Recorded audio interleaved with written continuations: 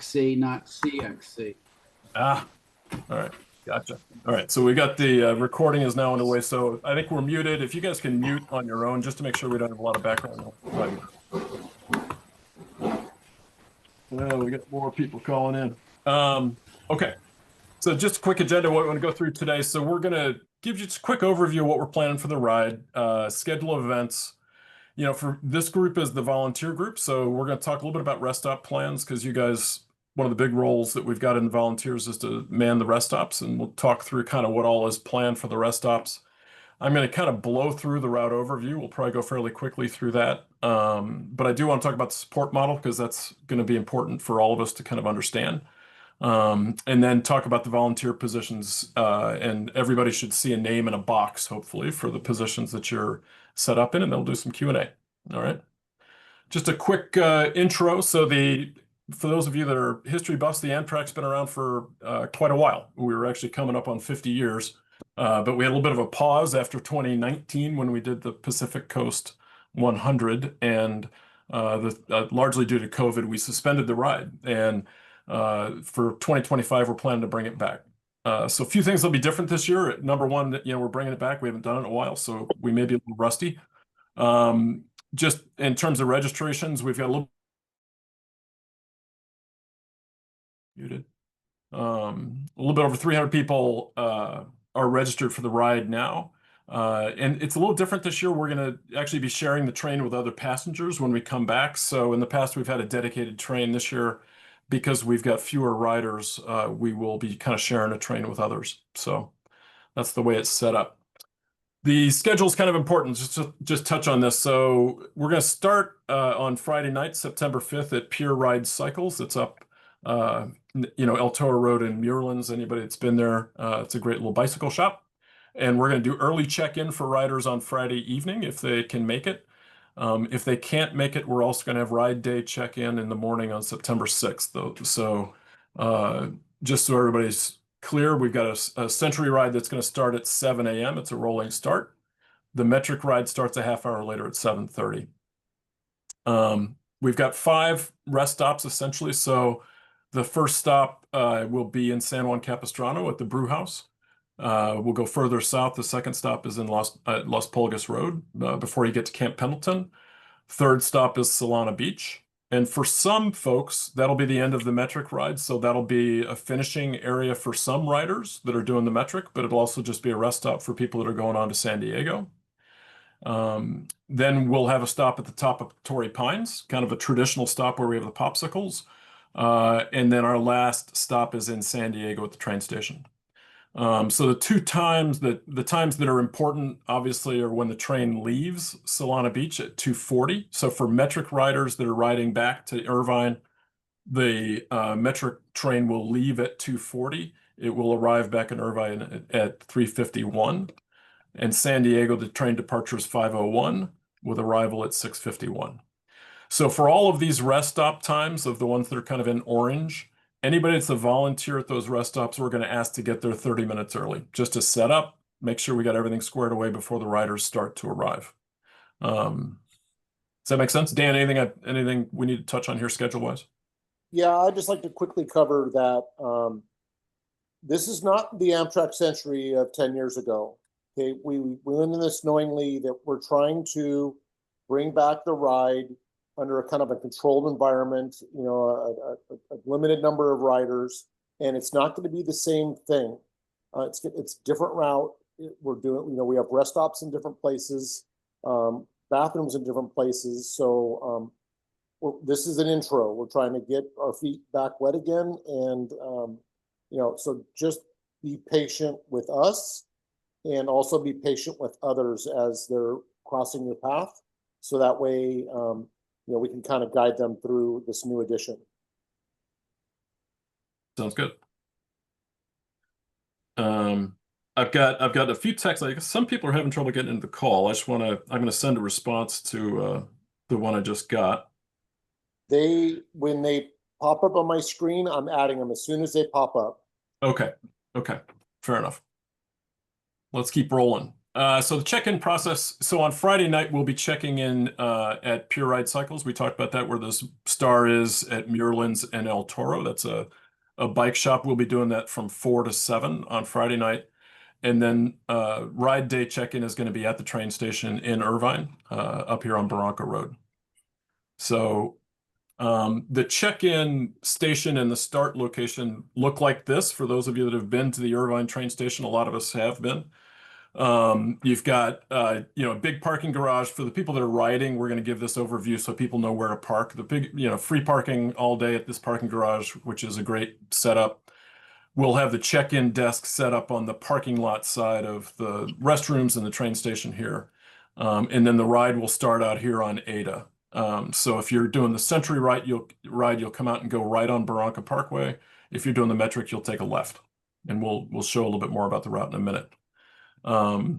So when people check in, we're going to be giving them numbered wristbands. So this will happen at the check-in desk when they get here.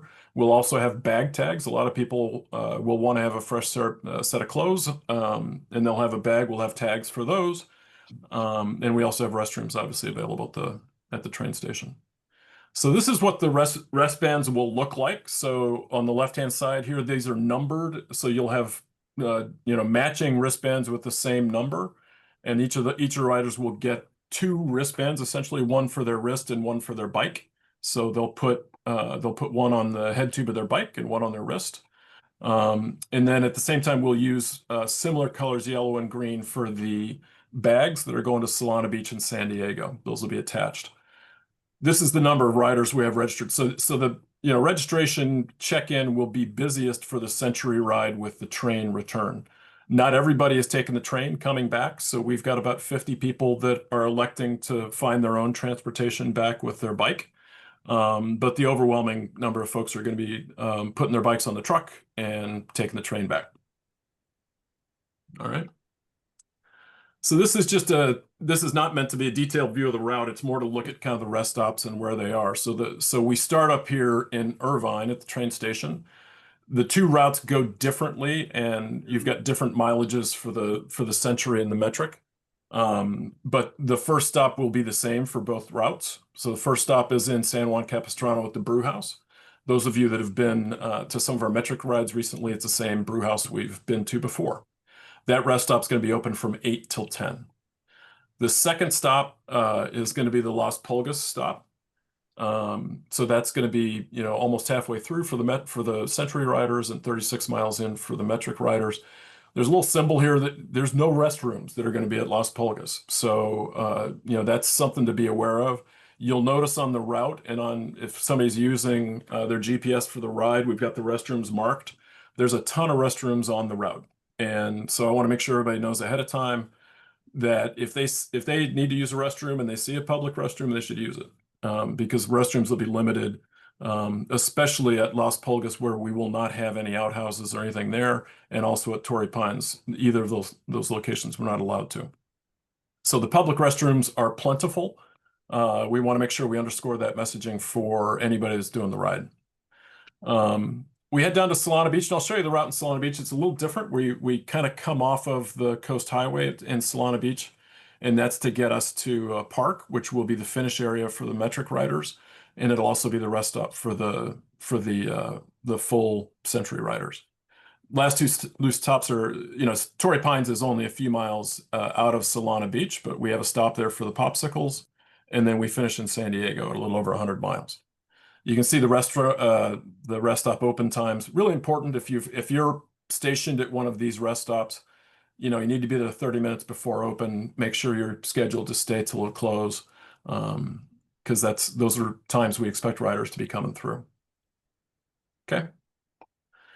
So we're going to be supplying the rest stops with all kinds of stuff, and all the logistics for how we're going to get stuff to these places is something we're still working on. But we've got trucks and we've got cars and we've got drivers. So, the intent is to have some pretty substantial, equipment between canopies and chairs and tables at the sites.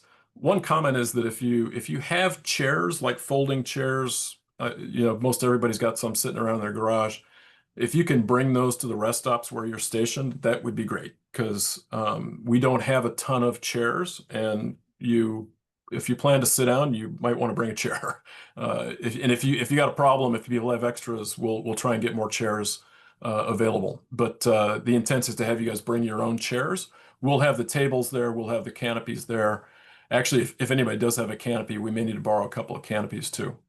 We'll have bike racks, tire pumps, coolers, all the stuff. And we'll be, giving out all kinds of stuff to keep people happy. We've got fruit that's going to be there. We've got energy bars. We're planning M&Ms and other things.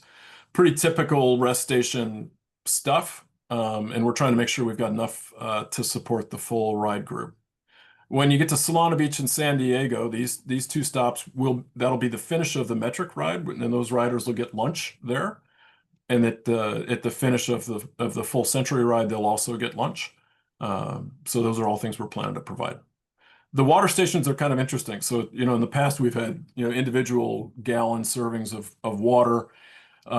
This year we're going to have these big water coolers, and they've got little spigots all around the bottom of the water cooler. So it's a way to kind of a centralized large water place where people can fill their bottles. And we'll be handing out Gatorade packets for people. So you'll fill your bottle with water, put the packet in there, and you'll be all set with electrolyte if that's what you want. Okay, I'm going to go through the route, but I'll go through it kind of quickly. This is the first leg of the Century route. So they'll leave the train station, route inland a little bit up to, Foothill Ranch, circle around, come down Marguerite, and they'll finish here, San Juan Capistrano. That's about 25 miles. From there, they head down the coast. Most people are pretty familiar with, they'll go down the bike trail here. This is Doheny Beach, where there's a restroom. Then they'll head south towards Las Pulgas. From Las Pulgas, this is where, some people have a Camp Pendleton pass. You need a bike pass for the base to get through. A lot of us that ride in this area have those passes. If you have those passes, you can use them. If you don't, you're going to need to do the highway route, which a lot of us have done before. It ain't great, but it ain't awful. They've got a pretty generous shoulder on the side of the highway. And that time of the morning, traffic's usually moving pretty slow. So we're hoping we can have a safe section of the road there where we're on the highway. So that's going to be kind of an important one. The other thing that's a little bit different this year, because of the construction in Leucadia, there's going to be a left-hand turn just on the opposite side of Encinitas down here where my mouse is. That left-hand turn kind of takes you up above Leucadia, and you ride on. There's a great little bike path next to the road up there, and we'll circle actually under I-5 on a new bridge that they've put in. So the route actually has some new pieces in there that are actually kind of nice. And it ends up at La Colonia Park, which is in Solana Beach. And that's where, again, that's the finish for the metric route, and it's a rest stop for the Century route. So then the Century route's going to head south. So this is kind of the inland area where the La Colonia Park is. They'll head south. They'll go past the Del Mar Fairgrounds and get back to the coast. This is Jimmy Durante Boulevard for anybody that knows that area. They'll head south on Coast Highway, restroom at the base of the Torrey Pines climb, and then you've got the rest stop at the top of Torrey Pines where the popsicles are. We're doing a KOM QOM competition as part of the ride. So riders in the Century will all climb up Torrey Pines. We're going to use Strava to track the time that everybody registers for that climb. The male rider and female rider that are first in their groups for that climb will receive a really nice Hollywood rack. So this is being donated by the guys at Hollywood Racks. We'll have those guys at the ride, and they'll have some demo units to show, but that's a really nice bike rack, a really nice prize. And we'll be tracking all the times for people to make sure we can hand those out right after the ride. One thing, if people ask about that, the one thing that's important is they'll need to record their ride on Strava. Strava is the mechanism we're using to track the times for that climb. Okay. So for the Century route, for those of you that have ridden in this area before, you get to a part, as you come down, they've got the Rose Creek Bike Trail, which is the trail that starts at Gilman, heads south kind of along the highway. It's an awesome bike trail, actually. They've done a great job with this bike trail. The place where it gets a little wonky is when you get down to the In-N-Out Burger. If you've ever done that, you get to a spot where if you stay on the bike trail, you kind of wind around into Mission Bay, but the bike trail's tight. There's some tight turns. The pavement's not great, so not everybody loves that. So we're going to offer the option if people are more comfortable to be out on the roads. There's a cut through on the roads that can get you right into Mission Bay. Honestly, there's more cars though, right? So somebody needs to be comfortable riding in traffic if they're going to choose that route.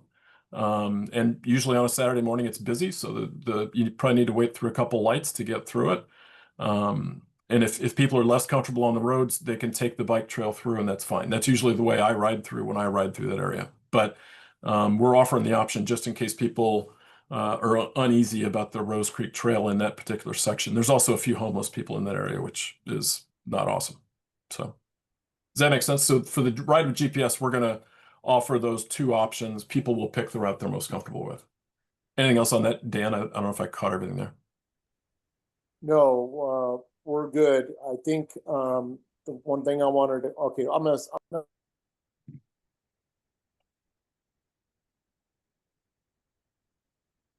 Okay. So here we go. When we get into San Diego, everybody's going to come in on Harbor Boulevard. People are pretty familiar with Harbor Boulevard and the way that works. You get here to Broadway, which is right where the Broadway Pier is. You'll turn inland towards the train station. And our finish area is in this parking lot here, right on the corner of Pacific Highway and Broadway.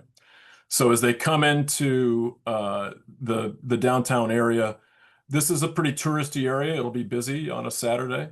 They'll need to work their way through the lights and make their way into this finish area. This is where we'll they'll hand over the bikes and we'll start loading the trucks. We'll give them their bags if they had bags for retrieval with their street clothes, and we'll start loading the bikes into the trucks from there. From there, it's a pretty short walk across the street to go to the train station. And a lot of people, if you've been there, the restrooms are pretty sizable. There's a lot of space there to change clothes. So if you've got clothes you want to get out of your bike kit and you want to get into some street clothes, you can stop in the train station and do that. The restrooms are pretty ample in size. Then we're doing lunch at Hazelwoods, which is about a block and a half up this way. So assuming people get down there and they've got time to kill, which hopefully that's the case, Hazelwoods is a sandwich shop that's down there right on Harbor Drive. And we've stopped there a number of times. They have great sandwiches, and they're going to cater our lunch for you on the Century ride. So that'll be a nice thing that we can offer there. And then from there, they'll work their way back here to the train station, and we'll be boarding. So we have group tickets. So we're going to ask people to get there 30 minutes before the train takes off. So the train is going to take off at 5 o'clock. We'd like to have people start to gather and get together at 4:30. We'll work with Amtrak. We're able to get early boarding because we're a large group. And that's going to allow us to get like a single train car, or two train cars probably for the number of people that we have, but we can all sit together by doing it that way. So we're going to be encouraging anybody that's working in San Diego, which is the rest stop I'm working on, let's get people to the train, so we can get people seated early before the train takes off. As you guys probably know, in San Diego, that's the first stop on that Amtrak train. So the train's sitting there, it's ready to be boarded, usually for a while before it takes off. So for the Century riders, we'll have plenty of time to get people loaded and on their way. Hey, Rob, can I add something here? Yeah, sure. Okay, so I know this looks convoluted, and you're going, well, why aren't we stopping at the lunch area and then go to the truck or go to the train station, whatever. The reality of it is we have to get the bikes on the truck because the bikes will leave before the train leaves. So that's our number one priority, is getting the bikes on the truck. If their bike doesn't get on the truck, they're on their own. Okay, so I know it looks convoluted here, but that's the reality of it. We have to get their stuff on the truck. We want to give them their things. If they say, you know what, I don't need to change. Now again, they can use any public restroom in here, anywhere they can get access to change. That's fine. We don't have to go to the train station, but we know those are public restrooms that are available to Amtrak riders. So we're suggesting they go to the train station, but if they've got a different path, if they can find, if they've seen a bathroom along the way, we don't think there are any, but they could go directly to the lunch area. And then, like Rob said, they're catering, and then they're going to have to walk back to the train station. So the other thing is that if with 180 riders, there's no room at Hazelwoods for the amount of bikes that might be there. We're going to have some racks at the earlier stops, but the setup is just not conducive to. We'd like to stop at the lunch area and let everyone eat first, but we got to get the bikes, and there's just no room to put that many bikes to accommodate them. Yep. And for people that get there early, I mean, the guys that are riding fast, they can get there into San Diego as early as noon, honestly. So if people are really hammering, they can get there by noon. Plenty of restaurants, plenty of bars if you want to get a beer, lots of places in town to grab something if you have time. San Diego, this part of San Diego is a lot of fun if you're able to get there early. But we also recognize there'll probably be some people coming into the wire. So, okay, let's just touch on the metric route. So the metric route, if you remember, the full century started the other way on Barranca. We're going this way. That basically just cuts straight down to San Juan Capistrano. They're going to cut through this little section on La Paz. There's a little neighborhood cut through to take the climbs out of the La Paz section right there. And then jump down, cut over on Avery, and they'll be in San Juan Capistrano. It's only 14 miles to the first rest stop for the metric riders. Again, they're starting a half hour after the century riders. Then the route's pretty much the same. So, rest stop 1 through 4, everybody, metric and century, will be overlapped. Everybody will be riding the same route for the most part. Same situation going through Las Pulgas and past Pendleton. Then their arrival in Solana Beach. So the thing that's interesting we're doing this year is that we're going to make the King of Mountain, Queen of Mountain competition available to the people doing the metric ride as well as the full century ride. In order to do that, if they're doing the KOM, QOM, they'll have to come through the lunch. Timeout. Let me do it the other way. So actually, if they're coming in to finish the ride in Solana Beach, they'll come into this lunch area, which is in La Colonia Park. We talked about the route. This kind of cuts over. It's actually a really nice bike section, goes under the highway. They've got a special bridge there and over and through the neighborhood and back down. La Colonia Park's a big place where we can host a lunch.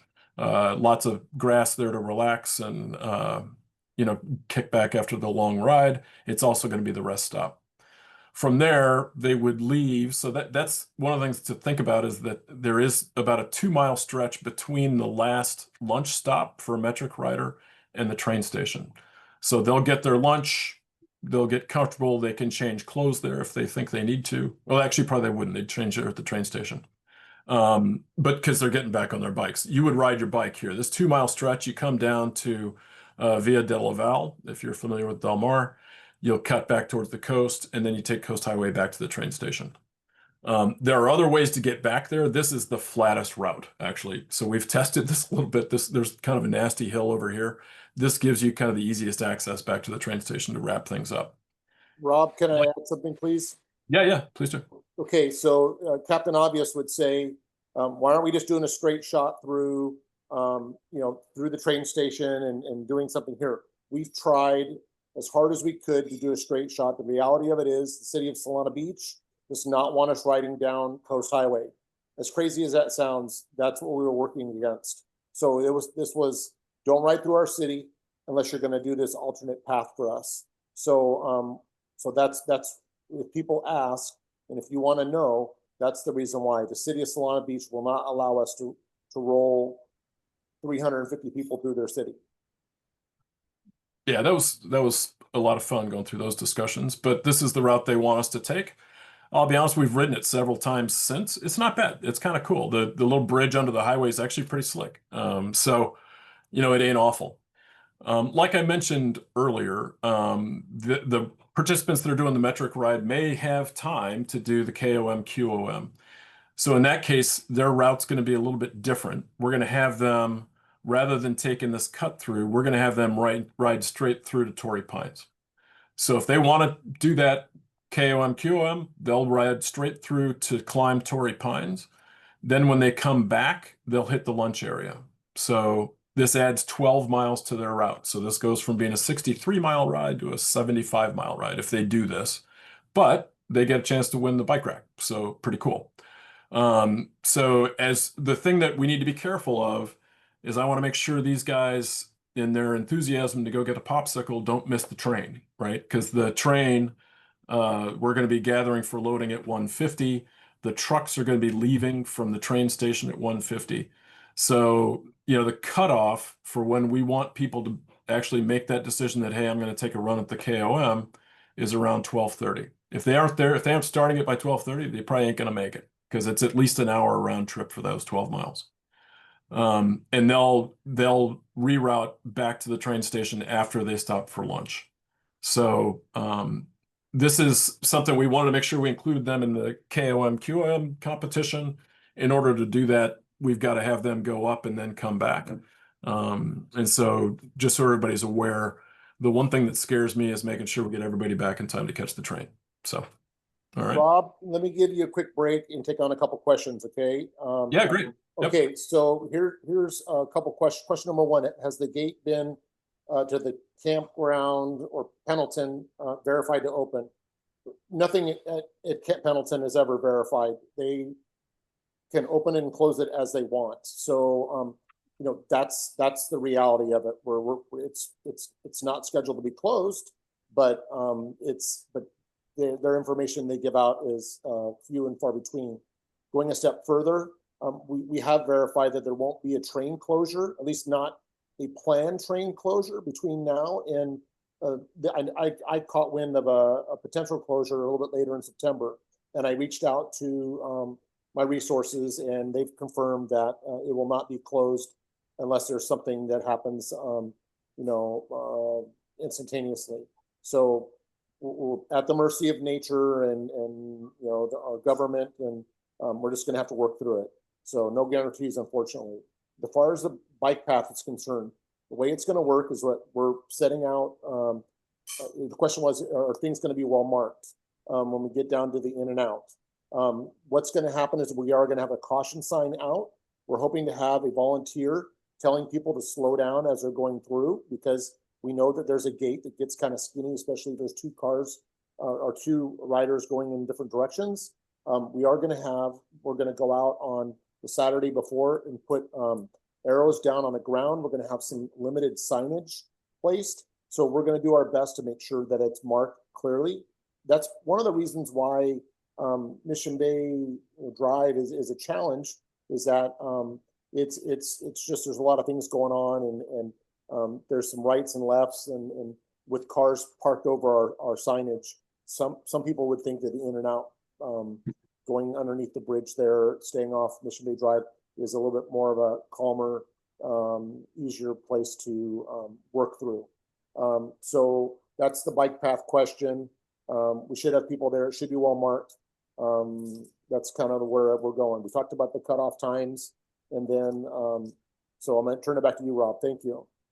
Okay, good. All good questions. Yeah, so this is again the King of the Mountain, Queen of the Mountain competition we talked about already. So back in Irvine, we're gonna have the trains arriving back in Irvine from the Metric ride at 3:51, so just before 4 o'clock, and then the Century ride train is gonna come back 3 hours later at 6:51. That's where we'll be doing the bike retrieval. So everybody, we'll be getting off the train. We'll have the trucks parked there. We'll be shuttling bikes off the trucks and trying to get them back to the owners as quickly as we can. Hey, Rob, we got about 9 minutes left. One thing I wanted to cover that we've already kind of blown past is the question I've been getting is, am I going to get a ticket for the train? Can you clarify that?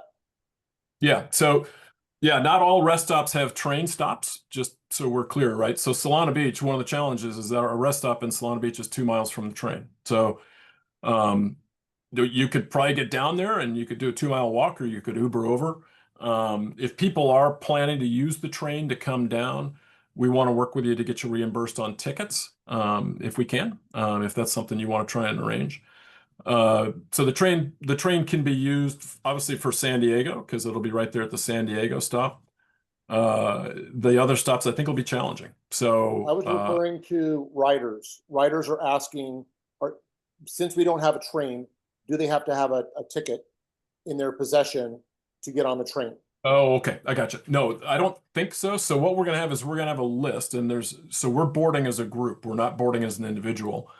And we've got different types of tickets in San Diego, but there'll be a list with everybody's name on it, and we'll check those off as part of boarding the train. Or actually, while we're underway, the conductor may check it off there. So you don't have to have an individual ticket in your possession. Good question. Rob, make a comment? Yep. Yep. The wristband is their identification. That's why it stays on the wrist. So that's if they don't have a wristband, then they're not getting on our train. That's a good point. So- Yep. Well, so one other thing we haven't covered yet, this is one I wanted to cover earlier, okay? People cannot, I repeat, participants may not opt for a different route. We don't have train tickets for them. We are sold out in San Diego, so they cannot opt to take the metric. They don't have any food in San Diego. We won't have any food for them because we have a finite order that we have to make. We don't have tickets for the train. So if people happen to ask you about that, the same thing would apply to the metric. We're going to be sold out in the metric. I bet we're within like 3 or 4 of selling it out now. So someone who says, you know what, I don't want to do the Century. I'm just going to cut it short in Solana Beach. Because we don't own the train, we haven't leased the train in its entirety. We have no wiggle room. So please make sure if someone asks you about that, you're clear and concise on it. That's a good point. Okay, let's kind of roll through support because this is important too. So for support, we're going to have mechanics at each of the rest stops. We will have SAG drivers in cars that if somebody is unable to continue, they can get in a car, or if they need some special help. We'll also have ride safety marshals. We got 6 riders that will be riding with tools and spares. They'll be there to help you if you have an issue, mechanical problem, or a flat tire. And then at the back end, we'll have 3 sweepers, making sure that we don't have any drops. So Lee will be among the sweepers, and so will Larry. We'll also have first aid kits at all of the rest stops. So if somebody has something that needs to be addressed, we'll have a kit there to try and help them. We've also got a support number. So for medical emergency, obviously we want people to call 911. But we do have a dispatch line set up with this telephone number, which I'll try and make sure everybody has a copy of that number. And that'll go through to a dispatch person that will help get support to somebody that's in need on the road. This is the volunteer stations. And, everybody's got a name in a box that's on this call, I think. I just want to make sure nobody's surprised. So we've got staffing, we've got roles that have been tentatively assigned for each of the positions at each of these rest stops. Those are flexible. If you're assigned to do something you don't want to do, we can work on that. And your rest stop leader, who is in the yellow boxes up here, can help work with you on that. I did get a note from Kevin today. He wasn't able to join the call, but I think he's all squared away for supporting the Las Pulgas stop. And then this is as we go further south, Solana Beach. We've got a nice group there. We've got the Torrey Pines stop with Dory Lewis kind of heading that up to make sure we get the popsicles handed out and everybody's happy. When we get down to San Diego, I'm going to try and herd the cats and get everybody on a train. And then when we get back to the Irvine station for the early arrival, Dan will be trying to rally volunteers to help with bicycles. And for the later arrival, I'm going to be rallying volunteers to get people off from the San Diego ride. Okay. Again, the times up here represent the times you need to be at the site. So these are the times when we need volunteers at these positions. So, all right. The support positions, we talked about having a dispatch line. So this is going to be pretty slick. So Chuck Bramwell has offered to be kind of our centralized dispatch person. We're going to use Live 360, which is an app that allows you to track locations for all of the support people. So we want people to use this number to work with Chuck if they need help, or if we have a volunteer that needs to arrange help.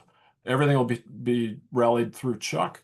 He'll be aware of where all of these people are, and we'll try and find the best way to get support to the people that are on the road and need help. So hopefully this will be a nice way to make sure people have a lifeline if they run into issues on the ride. Hey, Rob, let me jump in here real quick, please. Yep. We desperately need a SAG driver from San Juan to Las Pulgas. So we had to do some shifting here. If anyone has a truck particularly, has a little bit of mechanical skills and is willing to drive, we're willing to reimburse you for your mileage and your gas.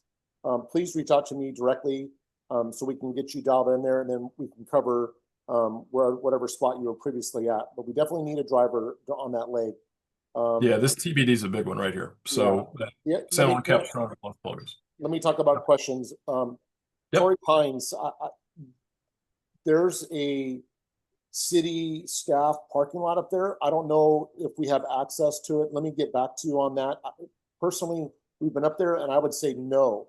It would probably be where you'd have to go to the glider port or one of the parking lots, which I would be concerned that if you didn't go to a public parking lot, they might tow you. So, and then maybe bike down. But let me work on that and see if I can get you an answer. And this is Larry.